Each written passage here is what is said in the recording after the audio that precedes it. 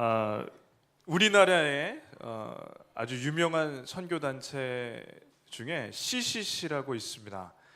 우리나라에서뿐만 아니라 전 세계적으로도 아주 유명한 선교 단체인데 믿음 훈련을 아주 잘 시키는 단체입니다. 우리 교회는 박요한 집사님과 신정민 자매가 여기를 CCC를 잘 마쳤습니다.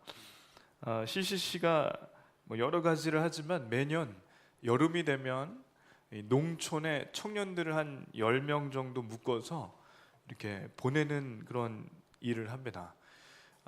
10명이 농촌에 가서 이 처음 뵙는 할머니 할아버지에게 이렇게 가서 2박 3일 동안 농사 일을 도와드리고 이렇게 잠을 좀 재워달라고 부탁드리고 또 먹을 것도 좀 달라고 하는 거죠. 그래서 이걸 뭐라고 하냐면 거지 순례라고 합니다.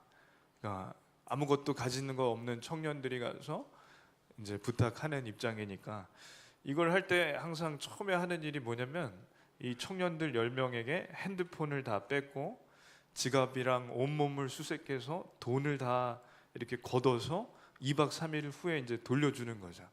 그러니 어디다가도 도움을 청할 데가 없고 이제 돈도 없으니까 진짜 이 시골에 가면 이 청년들이 저렇게 다니면서 구걸, 나쁘게 얘기하는 건 아니고 이렇게 할머니에게 할아버님에게 농사일 도와드릴 테니 저희 좀 도와주십시오 하는 겁니다. 왜 이런 일을 하냐면 하나님께서 인도하시는 대로 따라가다가 보면 진짜 먹여주시나 아니면 쫄쫄 굶는가를 한번 경험해 보라는 거죠. 그래서 진짜 하나님이 붙여주신 분들이 먹여주시면 먹는 거고 이제 안 먹여주시면 거절하시면 못 먹는 겁니다.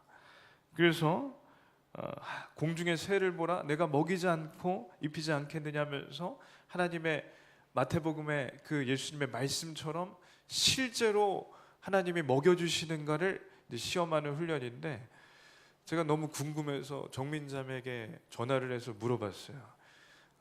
거짓순례를 해봤냐 했더니 해봤다는 거죠. 그래서 2박 3일 동안 한 7, 8끼 중에 몇 끼를 굶었냐고 물어보니까 안 굶었다는 거야. 한 끼도. 그리고 같이 간 10명도 다 안 굶고 잘 먹었다는 거죠. 그래서 고구마도 캐주고 할머님들 배추도 따주고 그렇게 열심히 도와드리면서 3일 동안 잘 먹었다는데 이 거짓순례의 전통이 있답니다. 뭐냐면 같이 간 10명 중에 막내에게 선배들이 이제 물어보는 거야. 너 뭐 먹고 싶어? 그러면 막내가 저 짜장면이요. 그러면 선배들이 이렇게 대답해 줍니다. 하나님께서 짜장면을 먹여주실 거야. 그래서 실제로 먹여주시고 한다는데 정민자매 팀은 막내가 아주 좀 재밌는 친구 같아요. 막내에게 물어본 거죠. 뭐 먹고 싶니? 그랬더니 팥빙수요. 아니 시골에서 할머니들이 팥빙수를 드실 리가 없는데 얘가 믿음이 크다 그런 생각은 들지만 3일 지난 다음에 이게 실망하면 어쩌나 했는데 얘기를 들어보니까 마지막 날 팥빙수를 갈아가지고 이걸 해줬답니다. 아멘이 없으시네요. 뭐 별로 안 드셨으니까. 근데 이 팥빙수 먹은 이 막내는 얼마나 이게 좋았을 거며 같이 갔던 팀원들은 아니 진짜 하나님께서 먹여주신다는 걸 어디 가든지 간증할 거 아니에요. 그래서 제가 종민자매에게 물어보니까 팥빙수 얘기부터 하더라고요. 그래서 하나님께서 이렇게 잘 먹여주시고 잘 인도해 주신다는 걸 한번 경험하면 이 믿음이 아주 튼튼하게 가는 겁니다. 그래서 이 친구들이 가서 실제로 먹여주신 걸 이렇게 저렇게 밥 달라고 가서 하나님께서 진짜 먹여주신 걸 이렇게 사진 찍어 오는 거예요. 감자도 먹고 볶음밥도 해주시고 된장국도 주시고 쌈도 주시고 어느 시골에 갔더니 이렇게 삼겹살까지 주시니까 이 친구들이 이걸 먹고 난 다음에는 이제 믿음에 거침이 없는 거죠. 그래서 저희도 내년에 여름에 혹시 거짓순례를 가시고 싶은 분이 있다면 핸드폰하고 돈을 걷어들여서 스타렉스에 모시고 가서 떨궈드리고 3일 후에 가서 복귀시켜 드리겠습니다. 하실 분이 혹시 있으시면 꼭 알려주시기 바랍니다. 근데 이걸 종민자매에게 듣고 이 이야기들을 제가 쭉 뉴스를 통해 여러 실제로 경험한 분들을 통해서 들어본 다음에 이런 생각이 들더라고요. 이게 굉장히 재미있어 보여요. 저도 좀 하고 싶은데 이제 다 지나가서 할 수 있을까 모르겠지만 이게 재밌는 이유가 있습니다. 왜 재밌냐면 이게 2박 3일이라서 재밌습니다. 만약에 이게요 1년을 하면 이거 재미없습니다. 진짜 잘못하면 굶어 죽을 수도 있습니다. 돈도 없고 핸드폰 없이 가서 1년 동안 다니는데 영양실조 걸리고 이거 재밌을 리가 없는 거죠. 그래서 거짓순례는 꼭 3일 이상 하면 안 된다는 겁니다. 이스라엘의 백성들이요 내내 했던 게 뭐냐면 거짓순례였습니다. 홍해바다 건너서 마라의 쓴물을 마셨을 때 이 사람들이 모세 멱살 바로 잡고 우리를 죽이려고 여기로 데려왔냐고 따졌습니다.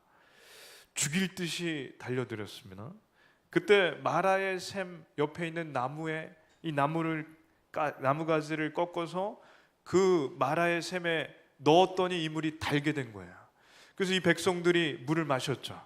그리고 구름 기둥이 인도하는 대로 따라갔더니 다음 우리가 잘 아는 엘림 교회도 있고 엘림 기도원도 있는데 엘림이 뭐냐면 오아시스가 있는데요. 종려나무가 70그루가 있고 샘이 12개가 있는 이 오아시스로 갔습니다. 이 마라의 쓴물을 마시자 단물로 바꿔주시고 이 오아시스로 인도해 주셨는데 여기에 구름 기둥이 한참 동안 멈춰 있는 거예요. 불 기둥도 계속 멈춰 있고 그래서 여기에 있는 동안 너무 좋죠. 여기 옆에 진을 치고 출애굽한 이후로 제일 좋은 겁니다. 푹 쉬었어요. 사막에 가보시면 저는 가본 적이 없지만 사막에 가셨다고 생각했을 때 이 사막을 계속 걷던 사람들이 오아시스 옆에 이 진을 치고 있어 보면 얼마나 좋았을까요? 물을 마음껏 마시고 푹 쉬는 이 힐링 캠프를 하는 건데 이 구름 기둥이 한참 동안 쉰 이 사람들을 데리고 다시 인도합니다. 이제는 쫓아오는 애국 군대도 없고 마실 물도 이 가죽 부대에 가득 채워놨으니까 마음이 그래도 유해졌어요.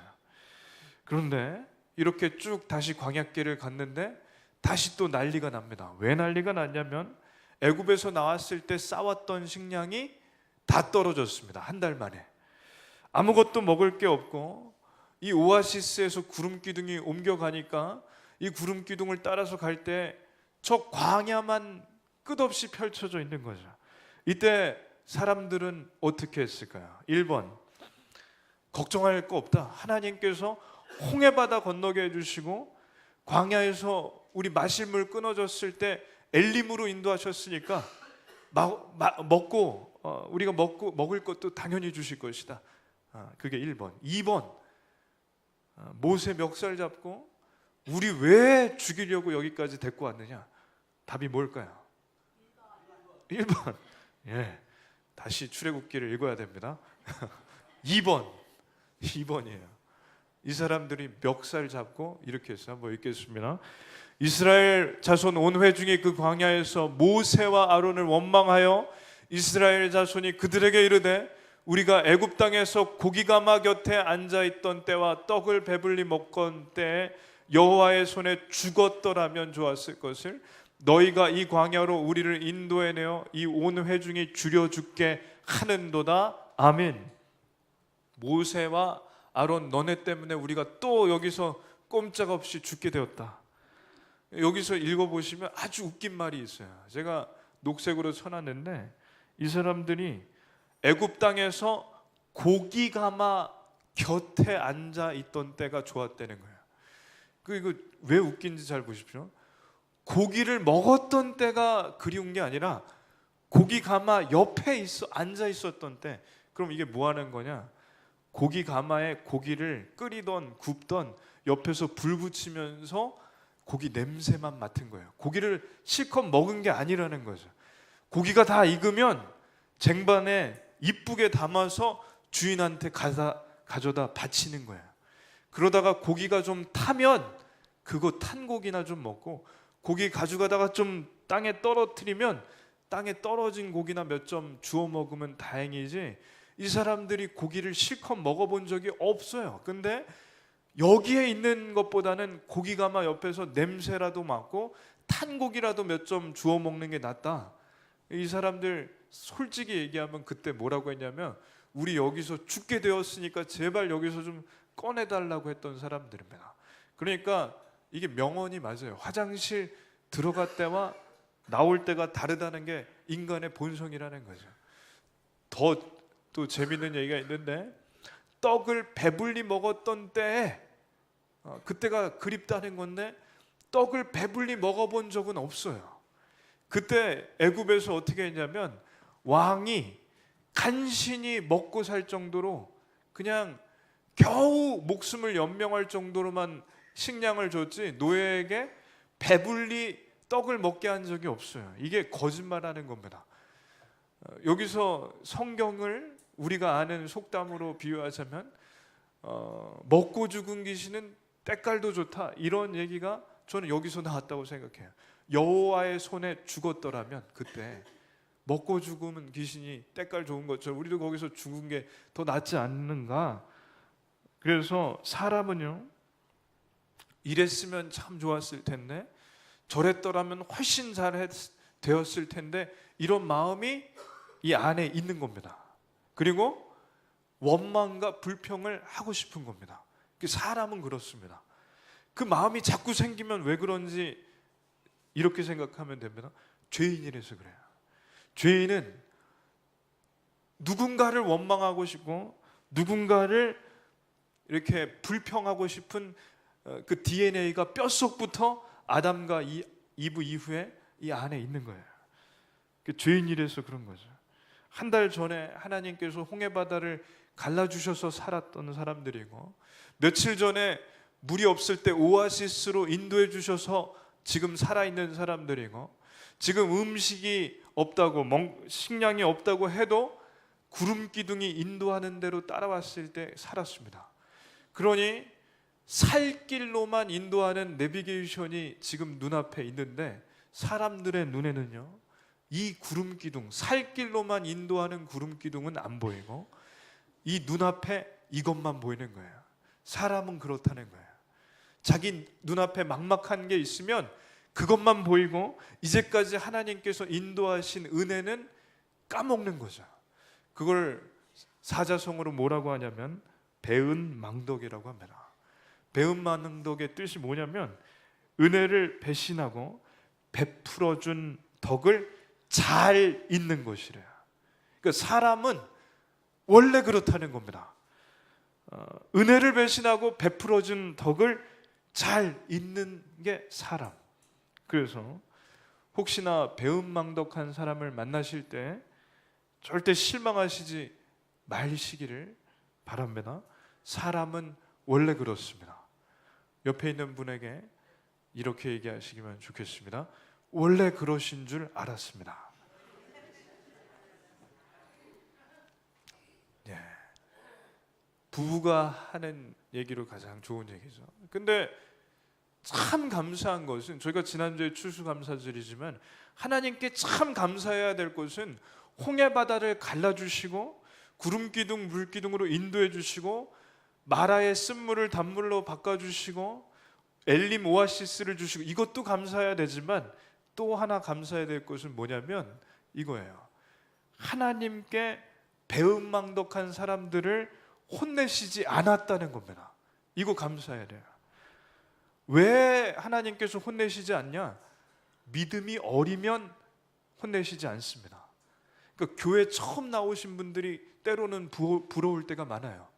교회 처음 나온 사람이 실수를 크게 해도 하나님께서는 그래도 용서해 주십니다. 말씀을 읽겠습니다. 여호와께서 모세에게 말씀하여 이르시되, 내가 이스라엘 자손의 원망함을 들었노라.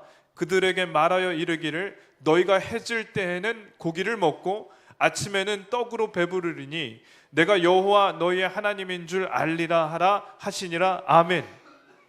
자, 보십시오. 원망함을 하나님께서 들으셨습니다. 그러면 그 다음에는 어떻게 하시냐? 혼내시는 거예요. 이건 모든 종교, 우리 생명에 있는 우리가 믿는 하나님이 아닌 알라나 모든 다른 종교는, 대부분의 종교는 어떻게 하냐? 신에게 원망하였더라. 그래서 천벌을 받았더라. 그게 논리적인 거예요. 근데 하나님께서는 믿음이 어린 이 백성들을, 원망을 하는 이 백성들에게 어떻게 하시냐? 너희가 해질 때에는 고기를 먹고 아침에는 떡으로 배부르게 하겠다. 이건 논리적으로 모순입니다. 신은 그렇게 자비로운 신이 별로 없다는 거예요. 그러나 하나님께서는 이렇게 하신다는 거예요. 저희 집에 막내 하율이가 4살인데요. 이제 얼마 전부터 이제 김치를 먹기 시작했습니다.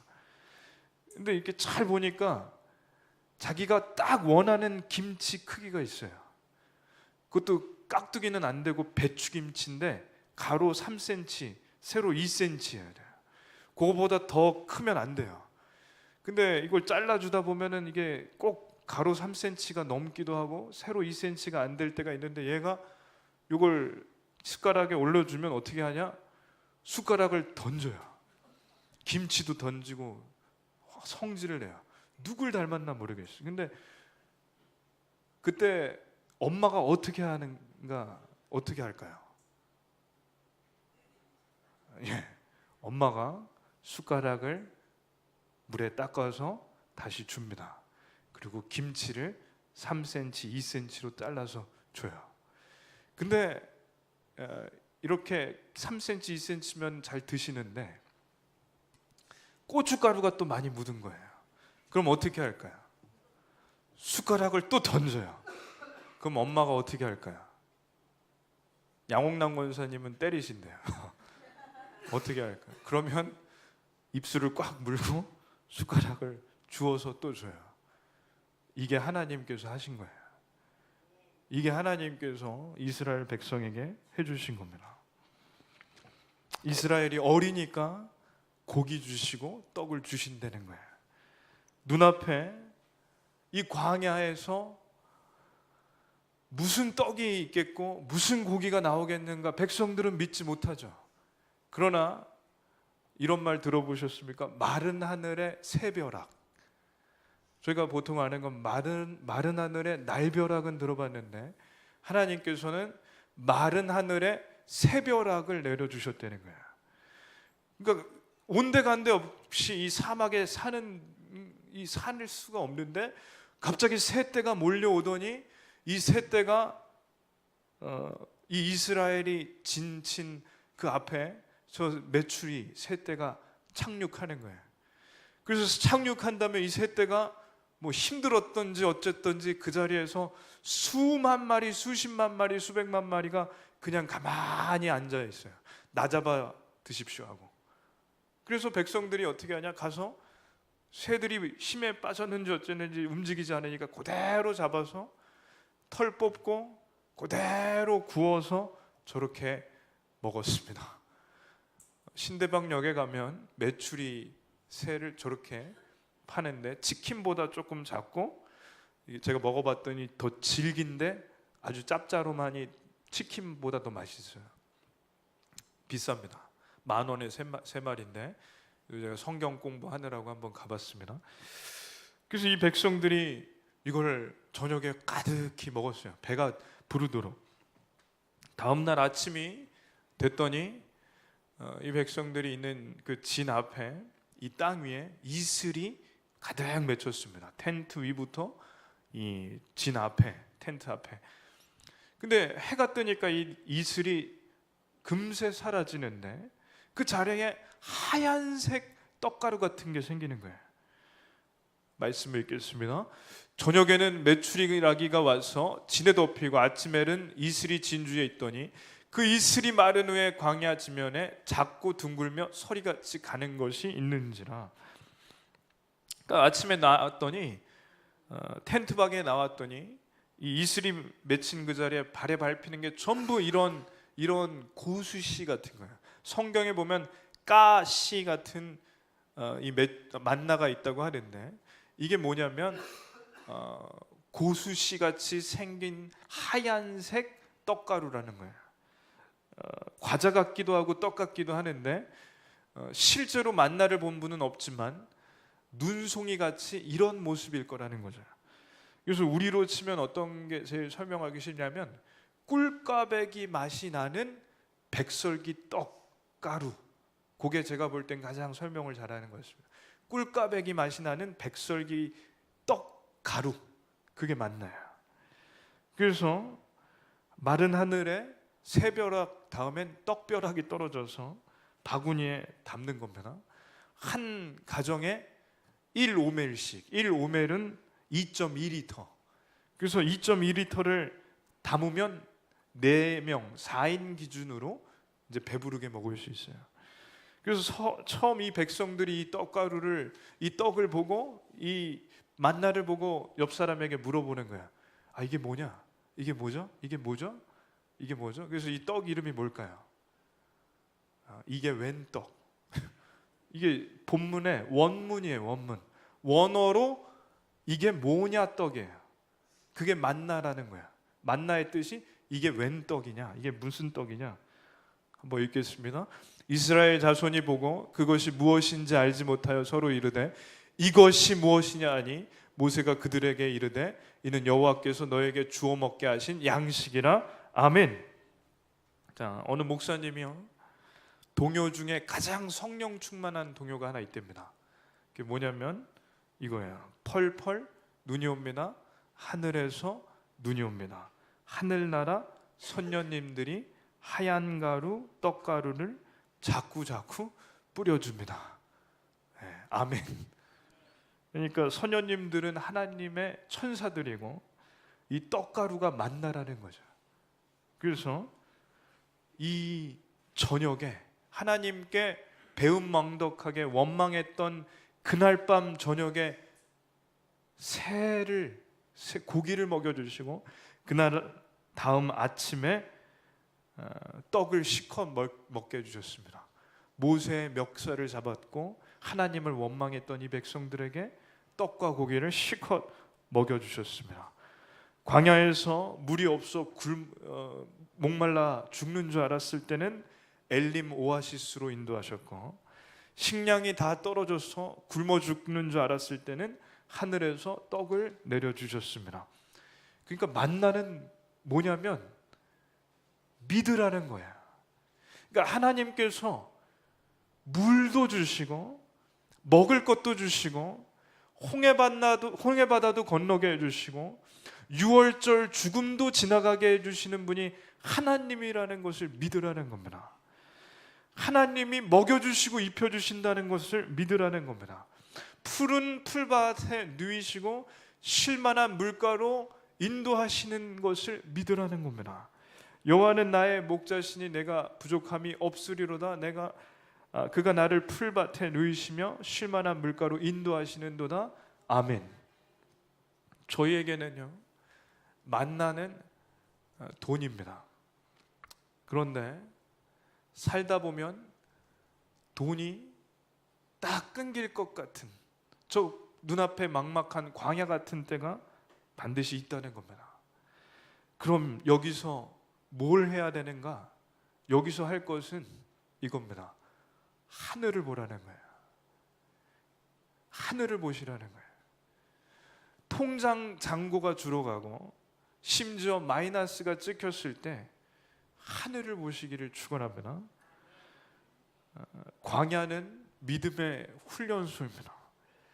하나님께서는 왜 광야로 자꾸 저희들을 내모실 때가 있는가? 믿음이 어린 저희가 하나님만 의지하라고 이 광야로 내보내십니다. 그렇기 때문에 하나님을 오해하시지 마시고 하나님을 의지하시기를 바랍니다. 만나는요, 하나님께서 3가지의 원칙을 주셨어요. 3가지의 의미. 첫째, 하루에 다 같이 읽겠습니다. 하루 먹을 양만 담아라. 예. 한 가정당 1오멜 2.2리터만 담으라는 거예요. 1오멜은 쌀 한 대입니다. 하루에 3끼를 먹으려면 저 쌀 한 대면 충분해요. 그러니까 오멜. 왜 하루에 저 1오멜만 주시는가? 다음 날 먹을 것은 다음 날 주신다는 겁니다.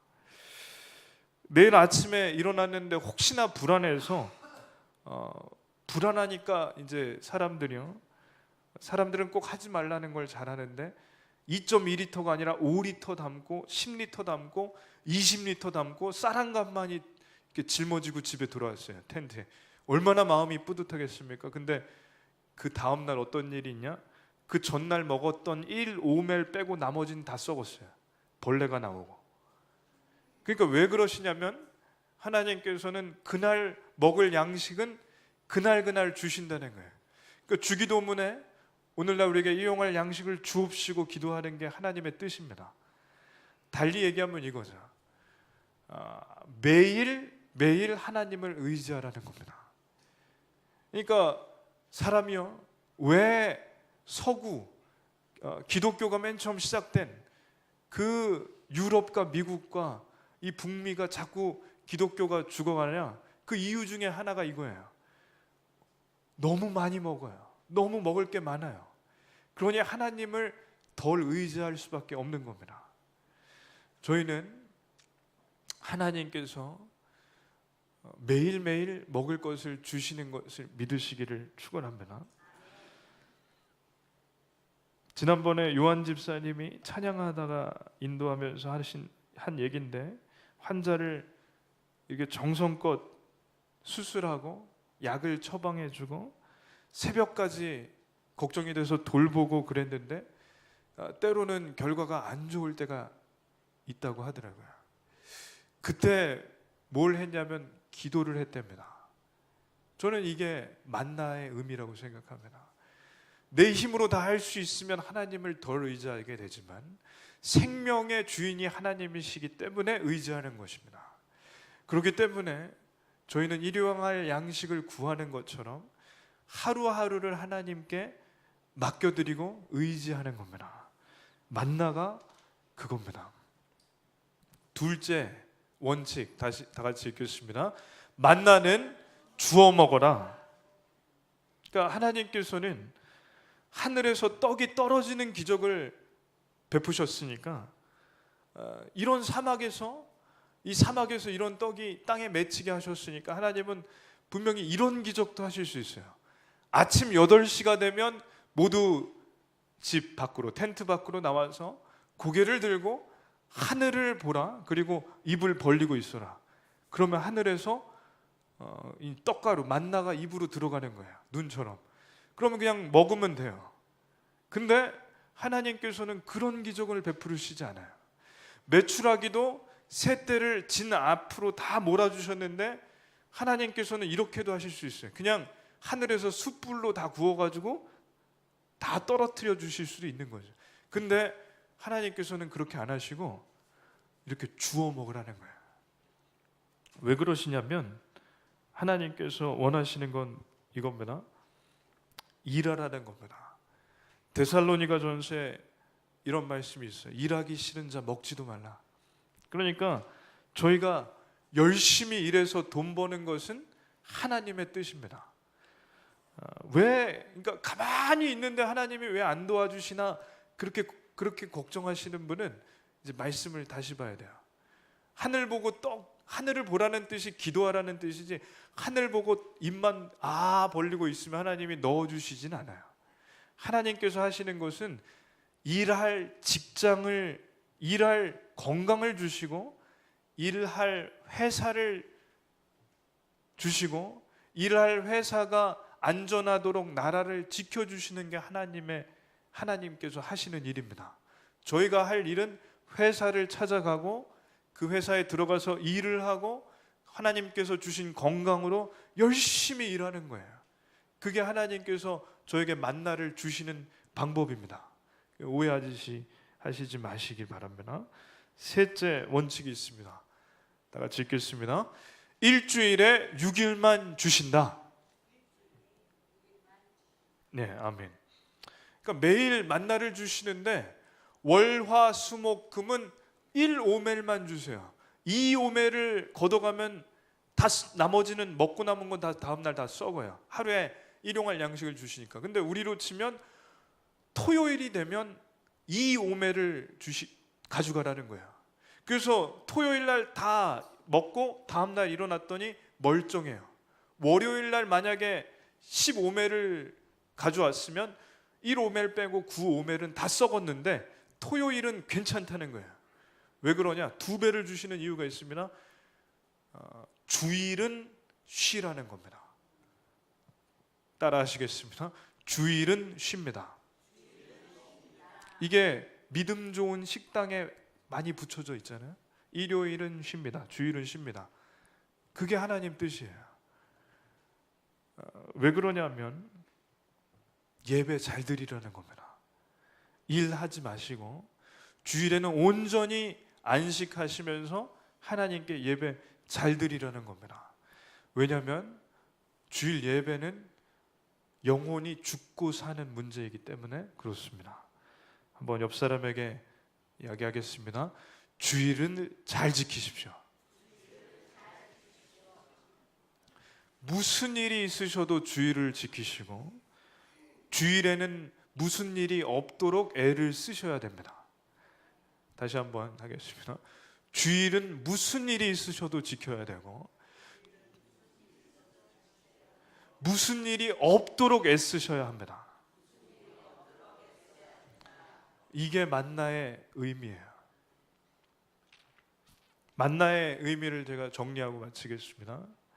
하나님께서는 광야에서도 먹여주신다, 입혀주신다, 배부르게 먹여주신다.